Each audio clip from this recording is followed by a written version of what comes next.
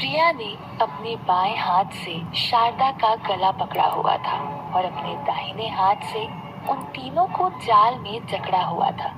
लेकिन चंद्रकला जब वहां पहुंची तो उसे कोई नहीं दिखाई दिया। ये देखकर वो वहां से वापस जाने लगी। चंद्रकला अपने घर की तरफ कदम बढ़ाने को ही हुई थी कि उसका ध्यान वापस नदी की लहरों पर गया। उसने ये समझने की कोशिश की कि जब आसपास की हवाएं बिल्कुल शांत है तो फिर नदी में इतना उफान क्यों है। ये चंद्रकला को कुछ असाधारण सा लग रहा था। वो वापस नदी के करीब गई और नदी की उठती लहरों को ध्यान से देखने लगी। उन्हें ध्यान से देखने के बाद चंद्रकला ये समझ ही गई थी कि ये प्राकृतिक की काली शक्तियों की बनाई हुई अप्राकृतिक लहरें हैं। चंद्रकला को इस बात का भी आभास हो चुका था कि मालती कहीं न कहीं उसके आसपास ही है। चंद्रकला ने फिर अपनी नजरें चारों तरफ दौड़ाई, पर चूंकि वो सब लोग नदी के अंदर थे, इसीलिए चंद्रकला उन्हें नहीं देख पा रही थी। उधर नदी के अंदर सबका दम घुट रहा था।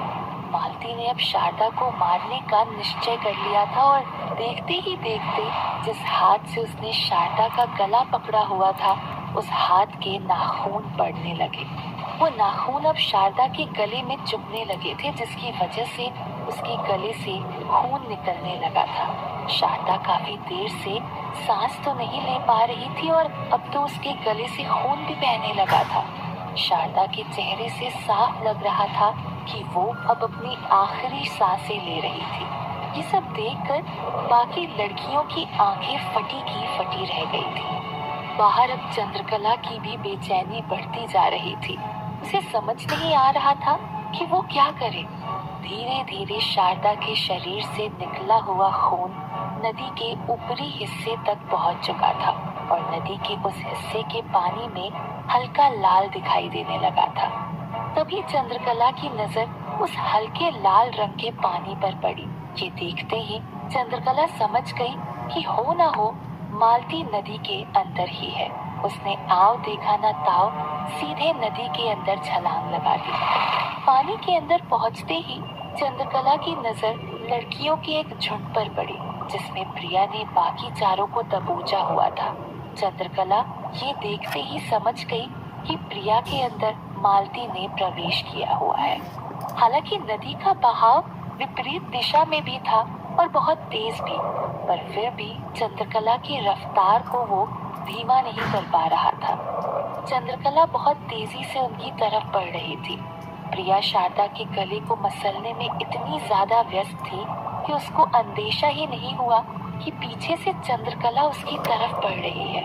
चंद्रकला अब प्रिया के बिल्कुल नजदीक पहुंच चुकी थी। चंद्रकला ने सीधा अपने हाथ से प्रिया की गर्दन को पीछे से पकड़ लिया।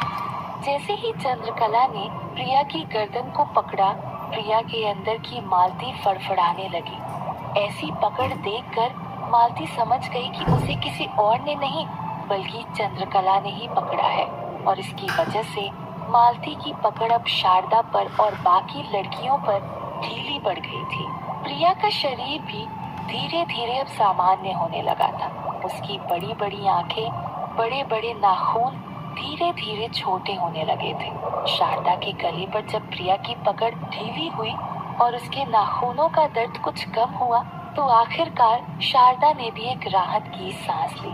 चंद्रकला ने मालती को ललकारते हुए कहा, छोड़ दो इन सबको और छोड़ दो प्रिया के शरीर को, वरना मैं तुम्हें हमेशा हमेशा के लिए खत्म कर दूंगी। इस पर मालती ने जोर से हंसते हुए कहा,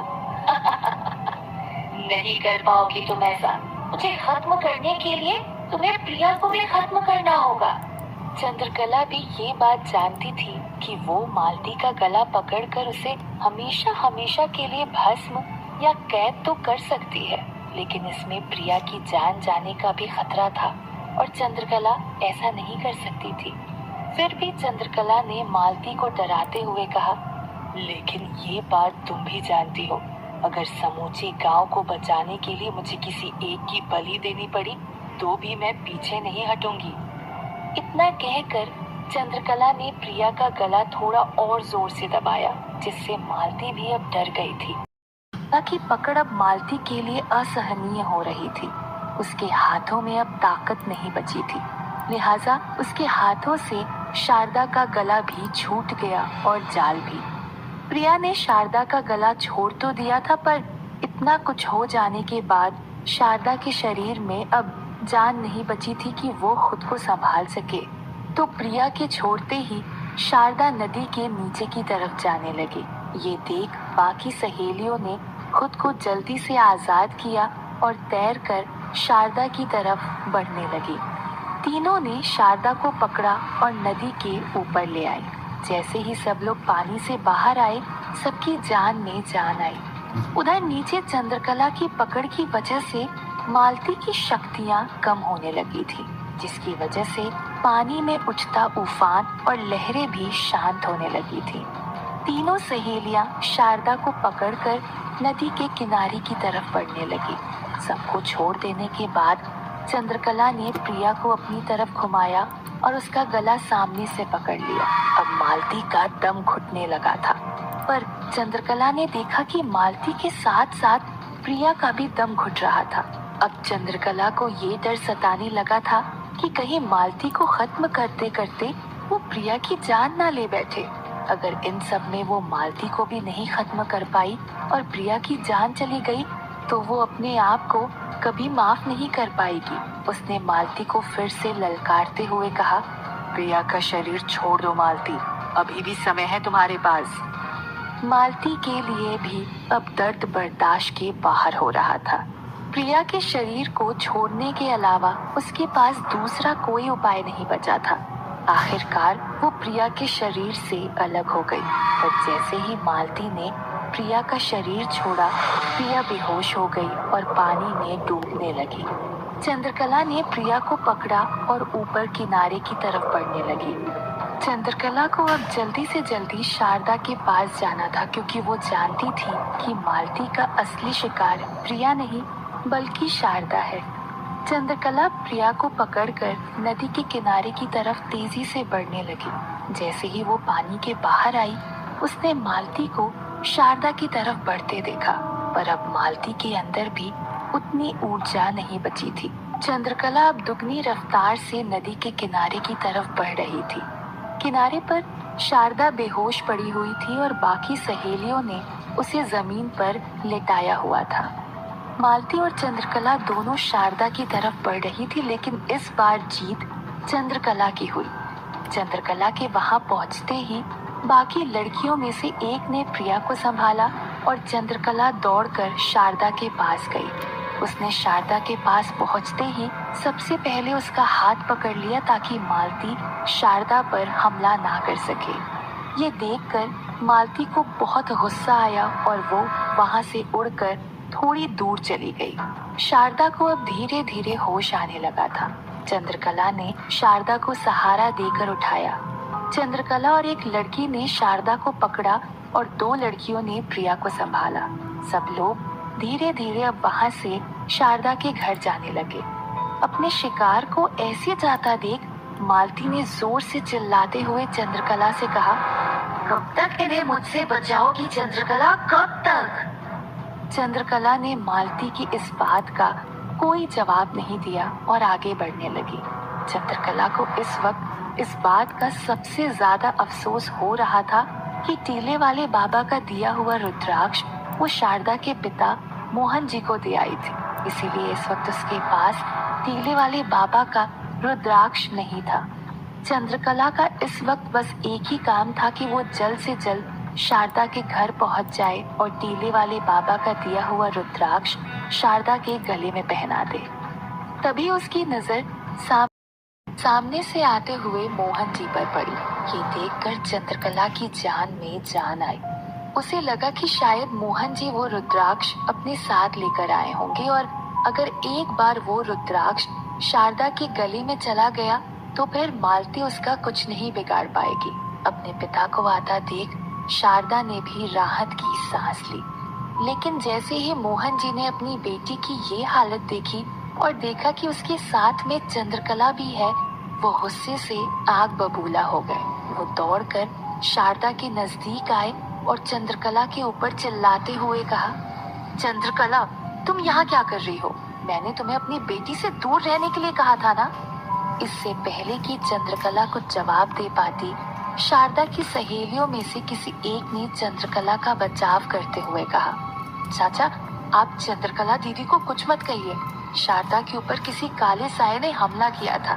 चंद्रकला दीदी ने ही सही समय पर आकर ही हमें और शारदा को उस काले साये से बचाया है।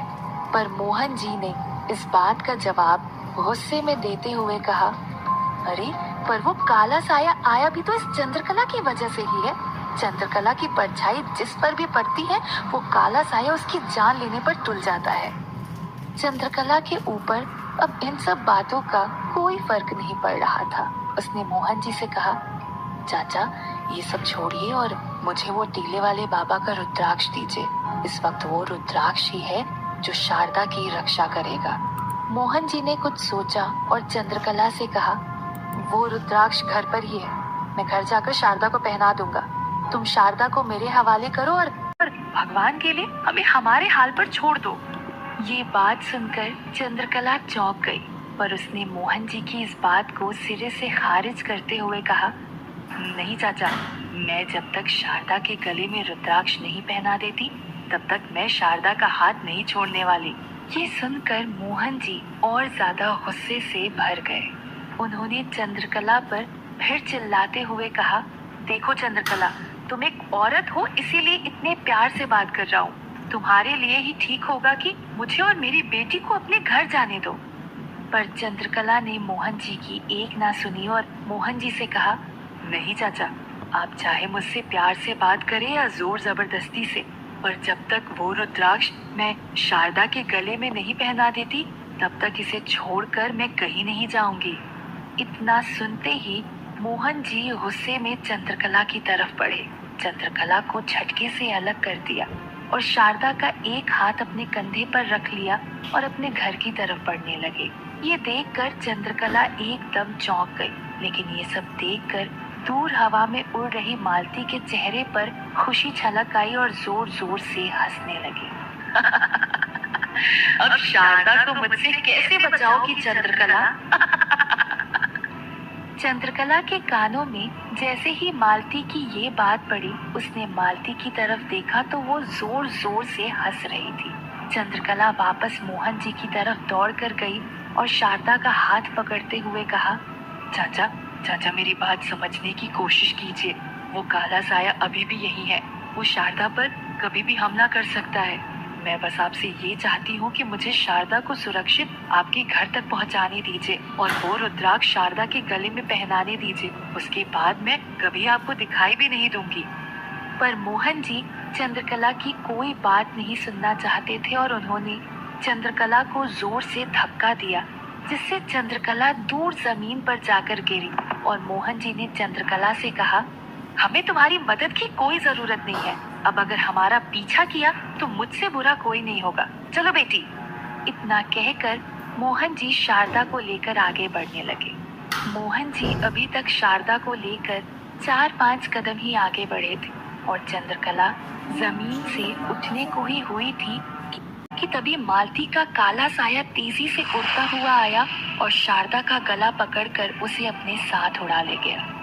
चंद्रकला, मोहन जी और बाकी लड़कियां ये सब देखकर चौंक गई और सबकी डर के मारे चीख निकल गई। चंद्रकला ने गुस्से से चिल्लाते हुए मोहन जी से कहा, यही मैं आपसे कहने की कोशिश कर रही थी।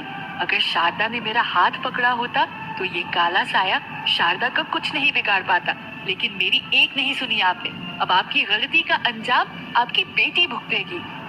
उधर शारदा हवा में झूल रही थी और तड़पते हुए कह रही थी, बाबा, बाबा मुझे बचाओ, बाबा, चंद्रकला दीदी मुझे बचाओ।